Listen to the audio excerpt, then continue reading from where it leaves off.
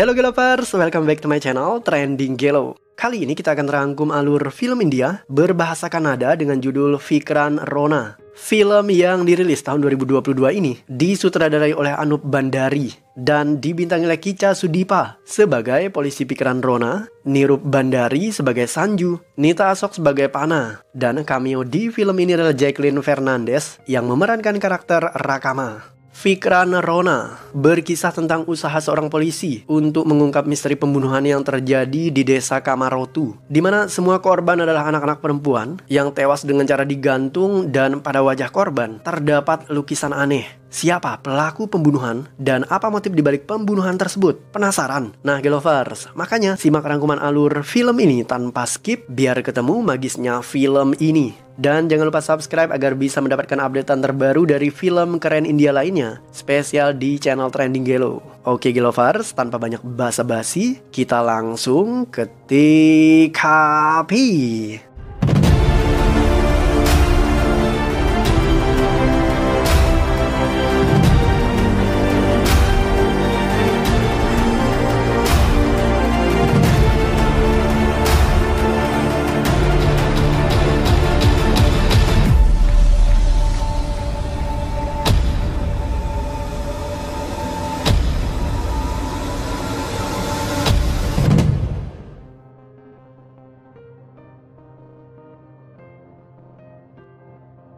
Seorang wanita berkendara bersama anak perempuannya yang baru saja selesai menghadiri acara ulang tahun. Anaknya memakai topeng Joker kesukaannya. Wanita ini berkendara melintasi kawasan hutan di tengah malam. Seketika sekelebat bayangan menabrak mobil mereka. Wanita itu turun dari mobil untuk memeriksa. Seekor binatang yang tidak jelas wujudnya tergeletak di jalanan.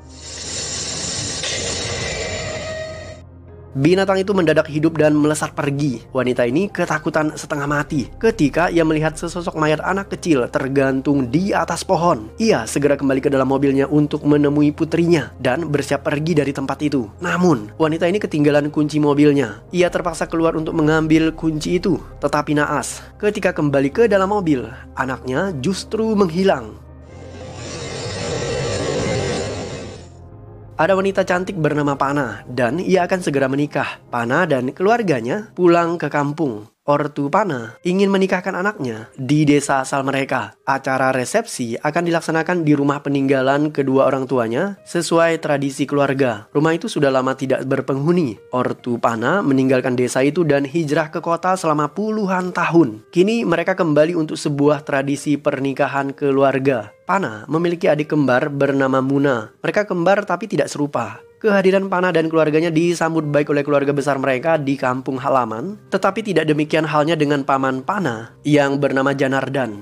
Janardan adalah anak tertua dari keluarga itu. Ia punya dua orang adik yaitu Pisnawat dan Eknat. Nah, Pisnawat ini adalah ayah Pana. Sementara Eknat, ia adalah anak kedua dan tinggal di desa itu bersama dengan abangnya Janardan. Janardan melarang adik bungsunya Pisnawat untuk menempati rumah tua itu karena menurut rumor warga setempat, rumah itu dihuni oleh iblis yang bernama Brahma Raksasa. Janardan bahkan menawari Pisnat untuk tidur di rumahnya, tetapi ayah Pana keras kepala. Ia tidak percaya tahyul dan tetap memilih tinggal di rumah itu untuk sementara waktu sampai pernikahan Pana selesai digelar. Janardan punya seorang anak laki-laki yang bernama Sanju. Sanju pergi meninggalkan desa itu 28 tahun yang lalu. Ia diusir ayahnya karena ketahuan mencuri permata dewa milik desa Kamarotu. Hari itu, Sanju mengirim surat kepada orang tuanya. Ia mengaku akan pulang kampung. Selama ini, ternyata Sanju tinggal di London. Kepulangan Sanju membuat hati ibunya merasa begitu senang.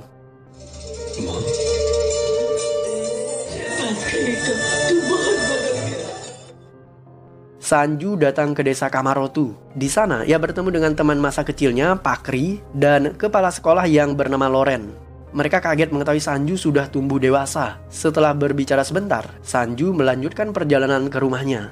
Hari mulai malam dan Sanju heran kenapa rumahnya kosong. Sepertinya ia tidak tahu jika orang tuanya Janardan sudah pindah ke rumah yang baru. Mendadak Sanju bertemu dengan Pana. Pana sengaja singgah ke rumah itu karena ia penasaran dengan ucapan pamannya Janardan. Konon rumah itu angker. Setelah itu, Pana melihat api obor menyala di atas sebuah sumur. Mereka memeriksa dan menemukan mayat seseorang tergantung di dalam sumur. Keesokan paginya, warga desa mulai heboh membicarakan mayat yang ada di dalam sumur. Mayat itu adalah mayat inspektur polisi yang bernama Sures. Sampai saat ini, kepala mayat polisi Sures menghilang dan tidak ditemukan warga. Menurut mereka, hantu Brahma raksasa telah memakan kepala polisi itu. Agar terhindar dari mara bahaya, warga desa harus melakukan ritual pemujaan. Malam itu, warga desa sedang melakukan ritual pemujaan untuk menolak bala. Ketika ritual berlangsung, mendadak seorang nenek tua bernama Deyu berteriak kesetanan. Wanita ini meramalkan jika desa Kamarotu akan ditimpa musibah. Deyu mengucapkan kalimat yang diambil dari bahasa India kuno yang artinya, ketika gelang kaki Gagara berbunyi, maka desa Kamarotu akan dibanjiri darah. Deyu mengalami gangguan jiwa sehingga ucapannya tidak dihiraukan oleh orang-orang. Mereka bahkan mengusir wanita tua itu.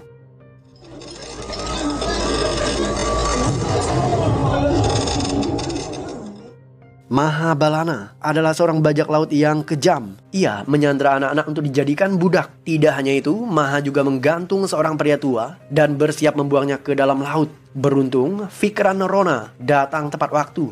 Vikran berhasil membunuh anak buah Mahabalana. Setelahnya, terjadi duel 1 lawan 1 antara Mahabalana dan Vikran Rona. Endingnya sudah bisa ditebak. Vikran Rona berhasil membunuh Mahabalana.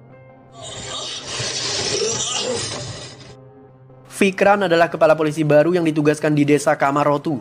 Vikran pindah ke desa itu dengan membawa anak gadisnya yang bernama Gitanjali.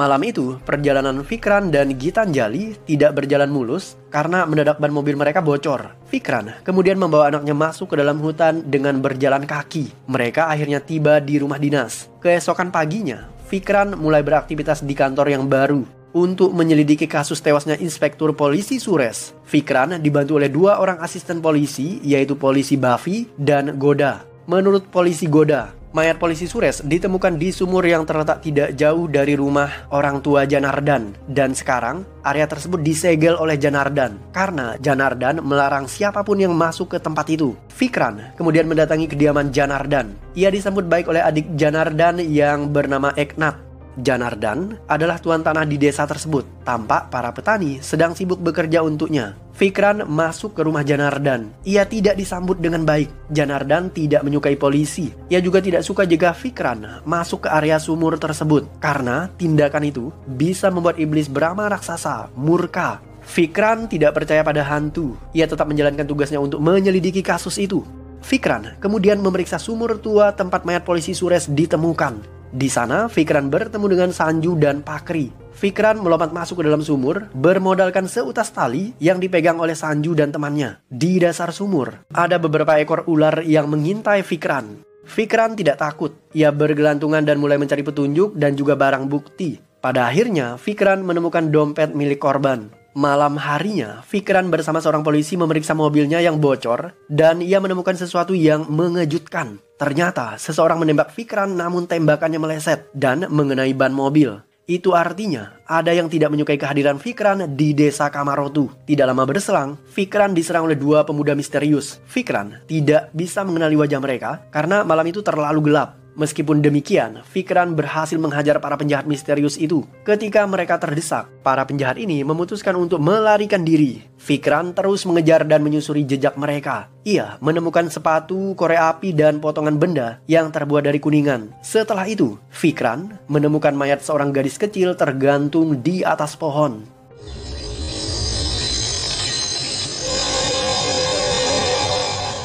Warga kembali dihebohkan dengan tewasnya anak perempuan yang digantung di atas pohon. Korban bernama Patsalia. Untuk menyelidiki tewasnya Patsalia, Vikran mendatangi sekolah korban. Ia meminta keterangan dari kepala sekolah yang bernama Lawrence. Lawrence kaget mengetahui berita kematian siswinya. Karena menurut Lawrence, siapa yang tega membunuh anak kecil sebaik dan secerdas Patsalia? Tidak banyak petunjuk penting yang didapat Vikran ketika berkunjung ke kantor kepala sekolah. Tetapi, di saat melihat sekeliling, mata Vikran menangkap sebuah lukisan unik yang dipajang di dinding. Lukisan itu mirip dengan lukisan yang ada pada wajah setiap korban.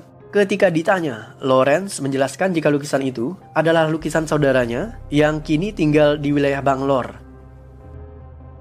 Vikran mendapatkan informasi dari polisi Goda. Diketahui jika Vatsalya bukan korban pertama karena selama ini sudah 14 anak kecil yang diculik dan setelahnya mayat mereka digantung di atas pohon. Pada wajah korban terdapat lukisan aneh. Selain itu, pembunuh meninggalkan pesan kematian pada sekeping logam kuningan. Pesan kematian itu ditulis menggunakan bahasa India kuno dan kebetulan Goda bisa mengartikan kalimat itu dan terjemahannya cukup mengejutkan, yaitu ketika gelang kaki Gagara berbunyi, maka desa Kamarotu akan dibanjiri darah. Gagara sendiri adalah gelang kaki yang biasa digunakan oleh para penari di desa itu. Sambil berbicara dengan Goda, Vikran kemudian melukis wajah polisi Buffy. Seketika, polisi Goda terkejut melihat lukisan itu dan ia pun berkata, "Iya pak, seperti itu pak lukisannya." Setelah dilakukan ritual, Pana dan keluarganya kemudian tinggal di rumah warisan kakeknya yang terkenal angker. Suatu malam, Pana terbangun. Ia bergegas ke kamar mandi namun justru bertemu dengan nenek tua yang berpenampilan aneh. Nenek itu menunjuk ke sebuah kotak. Setelahnya, ia mendadak hilang. Pana ketakutan namun ia tetap memberanikan dirinya untuk membuka kotak yang ditunjuk oleh nenek tadi. Setelah ditemukannya potongan kepala polisi Sures, Vikran menempatkan anak buahnya agar berjaga-jaga di rumah itu. Tuan Janardan tidak terima dengan tindakan Vikran, tetapi Vikran tetap ngotot dengan keputusannya. Pana penasaran siapa nenek tua yang muncul tadi malam. Ia mulai bertanya kepada warga sekitar. Menurut keterangan dari seorang pria, nenek tua yang dilihat Pana kemungkinan adalah ibu Nitoni. Nitoni adalah pembantu keluarga Janardan. Mereka sekeluarga tewas gantung diri dan mayat seorang anak Nitoni ditemukan di sumur tua tersebut. Sejak saat itu, rumah kakek Pana menjadi begitu angker. Warga tidak ada yang berani mendekati area tersebut. Satu-satunya keluarga Nitoni yang tidak bunuh diri adalah ibu Nitoni yang bernama Deyu. Sayangnya Deyu saat ini menjadi gila setelah semua keluarga anaknya tewas bunuh diri. Dan Deyu ini adalah wanita gila yang meramalkan petaka di desa Kamarotu ketika ritual pemujaan berlangsung. Sayangnya saat itu ia justru diusir oleh Janardan. Mayat anak perempuan yang bernama Vatsalya ditemukan tewas di area tanah milik Mosekuni. Menurut Goda, Mosekuni adalah seorang preman yang disegani di wilayah itu. Goda tidak tahu persis di mana alamat Mosekuni berada. Tetapi, pria ini biasanya nongkrong di sebuah bar. Vikran segera mendatangi bar yang dimaksud. Karena tidak bertemu dengan Mosekuni di sana, ia pun menanyakan alamat Mose kepada pemilik bar yang bernama Rakama. Rakama terlihat menyukai Vikran. Ia mencoba menggodanya, namun Vikran tidak tertarik. Ia masih fokus pada investigasi kasus dan tidak mau meladeni perasaan siapapun.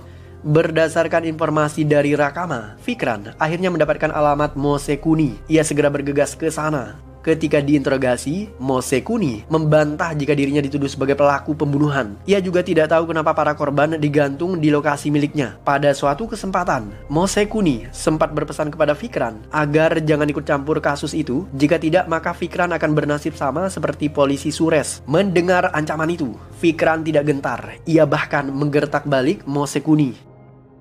Suatu malam, Pana dan adiknya melihat seorang pria masuk ke dalam hutan. Pria itu adalah polisi Goda. Tetapi, Pana dan adiknya tidak kenal dengan Goda. Mereka berdua curiga kepada polisi itu dan mulai mengikutinya. Seketika, Pana justru bertemu dengan sosok berwajah seram. Sosok itu terlihat sedang menari di dalam hutan menggunakan topeng dan gelang kaki Gagara. Ketika menyadari kehadiran Pana, sosok itu segera menghilang. Pana dan adiknya ketakutan. Mereka segera bergegas pulang. Tetapi, mereka justru menemukan mayat tergantung di atas pohon. Keesokan harinya, Vikran datang ke TKP. Korban adalah ofisir polisi yang bernama Balu. Menurut kesaksian Pana, mereka melihat sosok dengan wajah yang menyeramkan di hutan itu. Pana menjelaskan semuanya kepada Vikran. Tidak lama berselang, polisi Goda masuk ke ruangan itu dan ia memberitahu Vikran bahwa ada pembunuhan lain yang terjadi dan kali ini korbannya juga seorang ofisir polisi. Vikran segera bergegas ke TKP. Ketika Goda masuk ke ruangan itu, Pana jadi teringat akan sesuatu. Ternyata, orang yang mereka buntuti di dalam hutan tadi malam adalah polisi Goda. Pana curiga jangan-jangan Goda adalah pembunuh. Sore harinya, Pana membawa Sanju menemui Vikran di rumahnya. Namun sayang, saat itu Vikran justru tidak ada di tempat itu. Pana dan Sanju masuk ke dalam dan mereka menemukan sebuah ruangan rahasia. Di sana, Sanju dan Pana melihat sejumlah potongan koran yang ditempel di dinding. Potongan koran itu memuat berita terkait semua kasus pembunuhan yang terjadi di desa itu. Mereka juga melihat foto-foto korban pembunuhan. Di sana bahkan ada foto Pana dan juga Sanju. Kemungkinan polisi Fikran mencurigai mereka berdua sebagai pembunuh. Tidak lama kemudian terdengar gemerincing suara gagara dan mereka melihat Fikran sedang menari.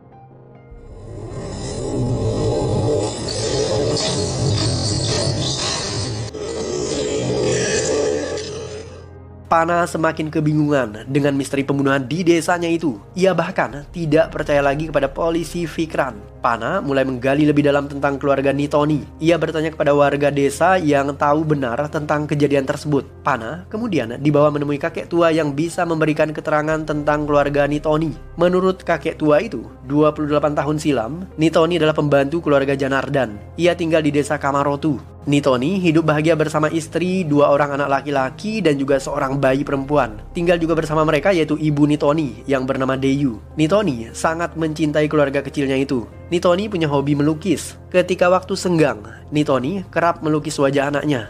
Suatu hari, Nitoni ditawarkan kepala sekolah Janakiram untuk menyekolahkan 2 anaknya, yaitu Madapa dan Ragapa. Nitoni menyambut baik tawaran itu. Meski beda usia, namun Madapa dan Ragapa berada di kelas yang sama. Mereka begitu bersemangat untuk belajar, namun keduanya sering dibully oleh anak-anak nakal. Suatu malam, Sanju mencuri permata dewa milik desa Kamarotu. Kepala desa kemudian menuduh Nitoni sebagai pelakunya. Warga membakar rumah Nitoni dan mengusir mereka dari desa itu. Nitoni meminta kepada Madapa dan Ragapa agar membawa kabur adiknya yang masih bayi dari amukan massa. "Hei anak pencuri, mau kemana kalian?" ucap seorang preman cilik kepada Ragapa. Tidak terima ayahnya dikatain sebagai pencuri, Madapa menyerang preman cilik tadi hingga giginya copot. Alhasil preman cilik itu marah dan terjadi perkelahian di antara mereka. Madapa berusaha melindungi adiknya. Ia meminta Ragapa untuk melarikan diri. Sementara Madapa sendiri meladeni sekawanan penjahat kecil itu. Dari insiden itu, penjahat kecil tersebut mencabut gigi Madapa sebagai bentuk balas dendam. Si kecil Ragapa berlari ke arah sumur. Ia berniat menyembunyikan adiknya di sana, tetapi Ragapa justru diserang dan adiknya terjatuh di dalam sumur itu. Setelah tertekan akibat dicap sebagai pencuri, Nitoni sekeluarga memilih untuk bunuh diri. Dan yang tersisa hanyalah ibunya yang bernama Deyu. Fikran menyerang markas Mose Kuni. Ia membunuh semua anak buahnya. Fikran tahu jika Mose menyelundupkan barang terlarang dengan melewati jalan tikus di dalam hutan itu.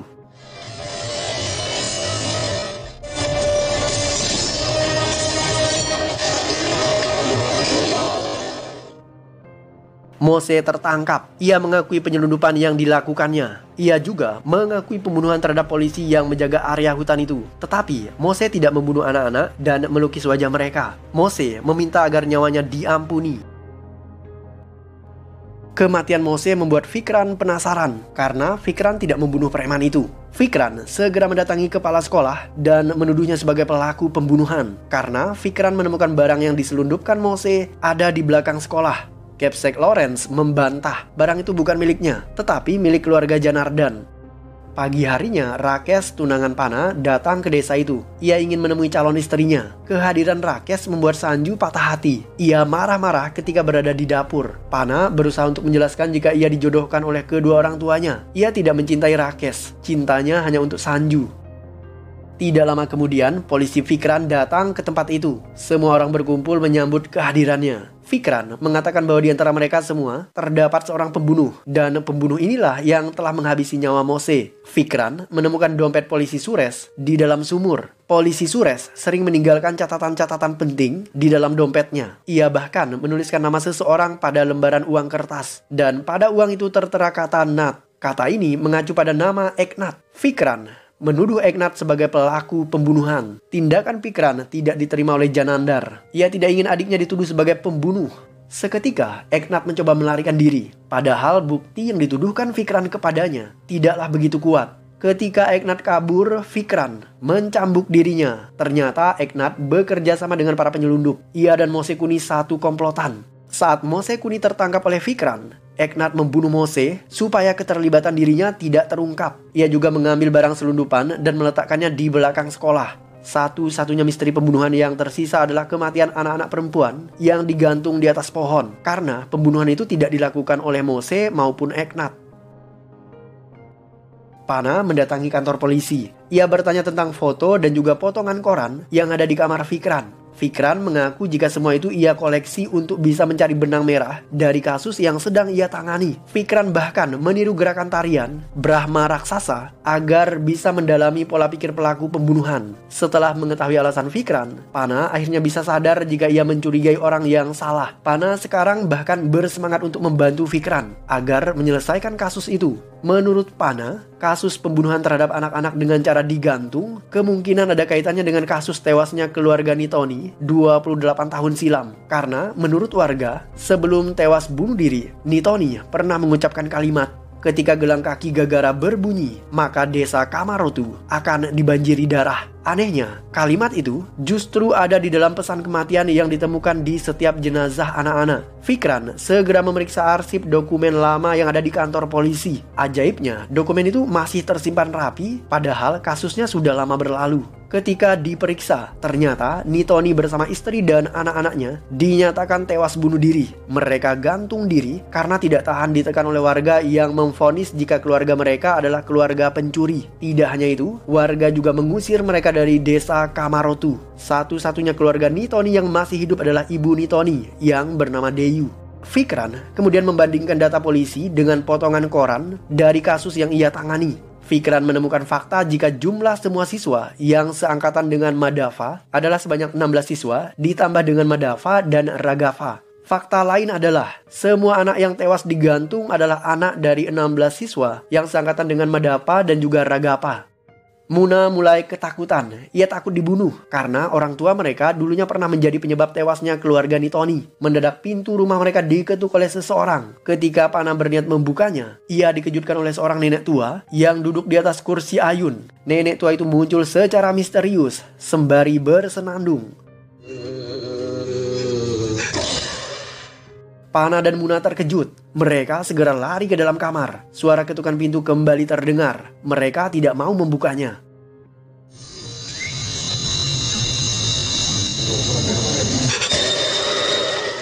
Pana dan adiknya berlari keluar dari kamar, namun mereka tertangkap.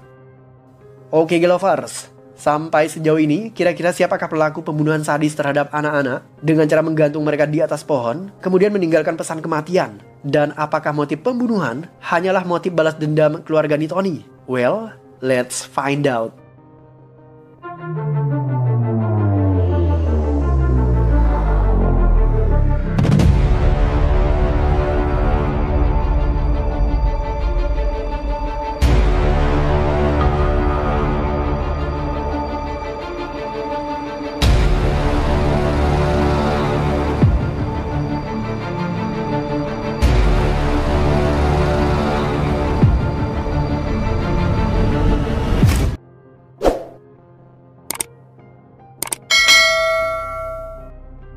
Fikran mendatangi rumah kepala sekolah yang bernama Lawrence. Kedatangannya untuk meminta nomor telepon kepala sekolah yang lama, yaitu Kepsek Janakiram. Kepsek itu pernah bertugas di desa Kamarotu 28 tahun yang lalu. Menurut Loren, kepala sekolah itu sudah pindah ke kota, tetapi ia masih punya nomor teleponnya. Loren masuk ke dalam kamar untuk mengambil nomor itu. Ketika Loren pergi, Fikran menemukan lukisan di rumah itu.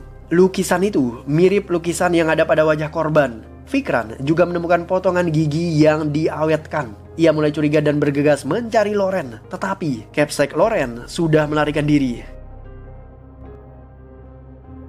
Fikran bingung mencari kemana hilangnya Loren. Ia mengamati lukisan lain yang ada di dinding. Terdapat lukisan berbentuk candi dan lukisan itu pasti punya arti. Beruntung, Pakri muncul di tempat itu. Menurut Pakri, lukisan itu diambil dari sebuah candi yang ada di desa mereka. Pakri siap mengantar Fikran ke tempat itu. Fakri mendayung sampan dan mereka tiba di tempat tujuan. Fikran dan anaknya Gitanjali masuk ke dalam candi, sementara Fakri memilih menunggu di luar sambil menjaga sampan.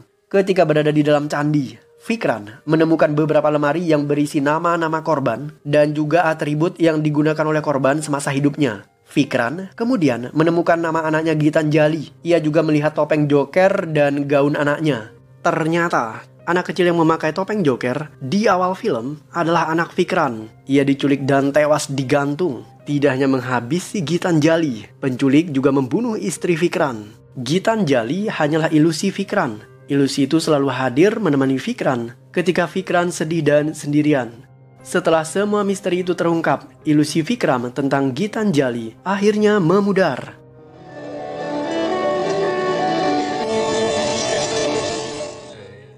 Vikram terus menangis. Ia tidak kuasa membendung kesedihan.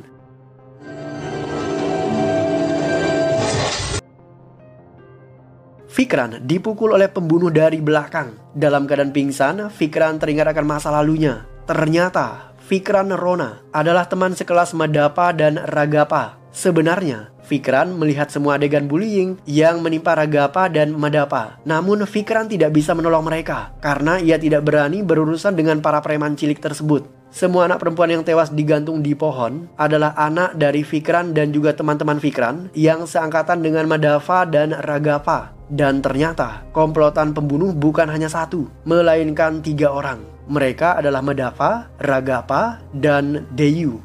Madappa muncul dengan identitas sebagai kepala sekolah Lawrence. Sementara Ragappa, ia menyamar menjadi Sanju. Dan orang terakhir, Deyu, adalah nenek tua yang menderita gangguan jiwa. Meskipun gila, Deyu tetap terlibat dalam insiden itu dengan menakut-nakuti Panna dan kembarannya Muna. Vikram tersadar dan ia melihat Ragappa dan Madappa sedang menari memakai topeng iblis jahat Rahwana alias Brahma Raksasa. Mereka menculik Panna dan Muna. Wajah Muna dilukis dan ia siap digantung. Sementara Panna, ia ditodong oleh Deyu menggunakan pistol yang dirampas dari Vikram. Ternyata Ragappa kecil mengetahui jika Sanju adalah pencuri permata dewa. Akibat ulah Sanju, kedua orang tua Ragappa justru bunuh diri. Ragappa tidak terima. Ia membunuh Sanju kecil. Jadi Sanju sebenarnya tidak pernah kuliah ke luar negeri karena ia tewas ketika masih kecil. Setelah orang tuanya bunuh diri, Madappa dan Ragappa keluar dari desa itu meninggalkan neneknya. Ketika sudah dewasa, mereka kembali ke desa itu untuk menyusun strategi balas dendam. Madappa menyamar menjadi kepala sekolah, sementara Ragappa, ia menyamar menjadi Sanju. Setelah mengungkap semua kebenaran yang terjadi, Ragappa dan Madappa menyerang Vikram. Vikram babak belur dihajar oleh 2 kakak beradik. Setelah itu, mereka menggantung Muna. Vikram berhasil merebut kembali pistolnya dari Deyu. Dan ia menembak tali gantungan itu. Tali itu putus dan Muna selamat. Setelahnya, Vikram justru membuang pistolnya. Sepertinya, ia kehabisan peluru. Mereka kemudian kembali berduel.